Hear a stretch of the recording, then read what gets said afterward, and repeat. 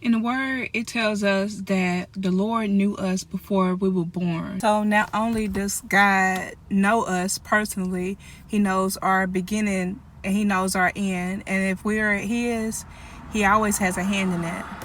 Pushing us each day towards our purpose. Sometimes we go through things in life, really, really bad things, just for God to get the glory.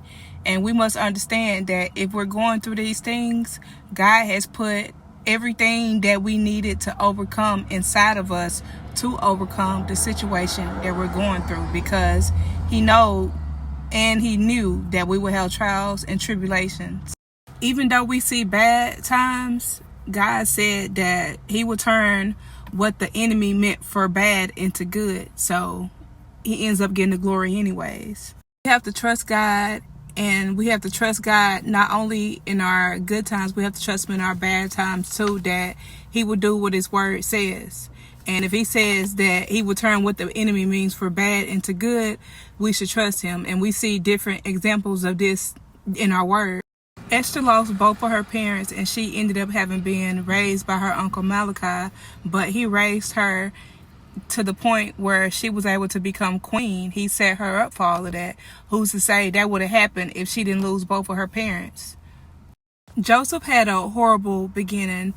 His brothers didn't like him and they rejected him. Not only did they do that, they sold him into slavery to some people that beat him, and he was not able to be with his family.